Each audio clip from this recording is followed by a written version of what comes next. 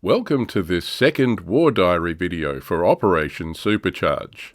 If you haven't seen the previous video, I built my list, an Armoured Fist rifle company, for the tournament. I have 2 rifle companies, some Vickers machine guns, mortars, anti-tank guns, and an Australian Division Cavalry Squadron. Now I know what I'm taking, I just need to build the models I'm missing. Let's see how that went. Stick with me.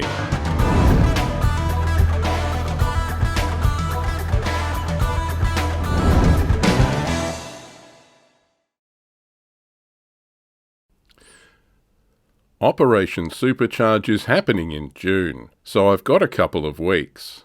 But there's plenty to build and paint. Let's start with what I do have. Here's a handy chart. Black is for unbuilt kits. Red is for built but unpainted kits. Yellow is for table-ready units, good enough to go on a table but not finished. And finally, green is for fully finished units. There's not a lot of green on here. Let's start with the rifle company formation. I have the infantry, mostly. I have a 2-stand rifle company HQ and 1 full 7-stand rifle platoon, all finished. The 2nd rifle platoon is finished as a 5-stand platoon. As has been said before, I should have assembled and painted the extra stands to make a full platoon at the time, but I'm lazy and I didn't. So there's these 2 infantry stands to paint. This isn't too hard, as long as I can remember the paint colours I used. The rifle company is a mix of metal figures and plastic figures. The Desert Rats were the first flexible plastic figures Battlefront created, and it shows, but they got better as they worked more with the medium. The 3-inch mortars are now built and based. I had some fun and games with figures falling off the bases. Then I remembered you need to use superglue for flexible plastic figures. Have I mentioned lately that I'm an idiot? Hopefully they're all stuck on here now. These are assembled, based and undercoated, ready for painting next week. The 6-pounder guns of the anti-tank platoon are table ready. They could do with a wash and dry brush to finish them, but they've already been on the table at this level of completion. They'll get some love if I have the time. Otherwise, they'll do. The flexible plastic gun crew figures with the 6-pounders were noticeably better than the earlier infantry and 25-pounder crew figures.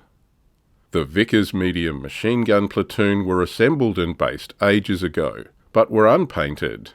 They were undercoated this week, so they're ready for painting next week too.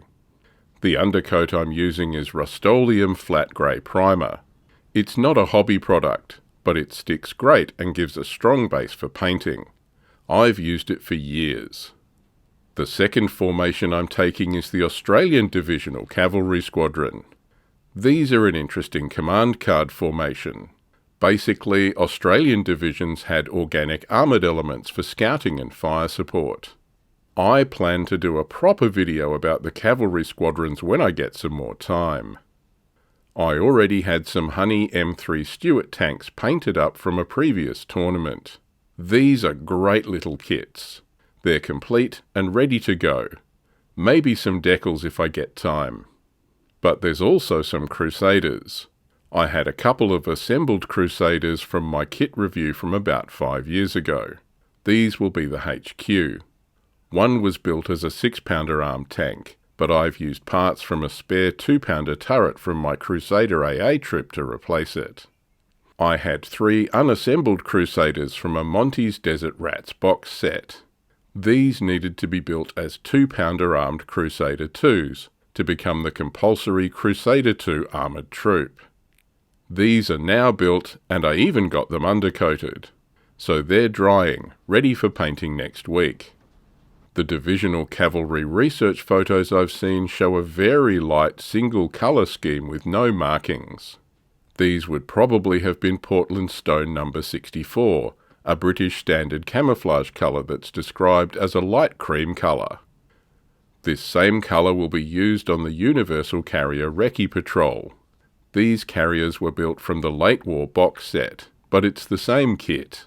I'm sure no one will notice these were moulded in green plastic rather than yellow when I get them painted. I built 2 carriers with Bren guns and 1 with a boy's anti-tank rifle. Seeing the option for the Wasp flame carriers on the sprue made me want to build these. Flamethrowers are scary. Maybe next time. These are now assembled and undercoated, ready for painting too. On the support list are my 17 25-pounder anti-tank guns and some Shermans. The Shermans were also built for a previous tournament list. They're painted but not washed or dry brushed. Good enough for table use. Again, if I have spare time, I will finish them off. I also have a single Grant tank that I built. I should paint this up so I can field the Sherman Grant armoured troop option if I want to. The 17 25-pounder anti-tank guns are built. These will give my British forces some decent anti-tank punch. They're a fun kit to build. Initially, I built 3 of these, until I read my list properly and realised I needed 4. So I built another one. These are built, based, and now undercoated.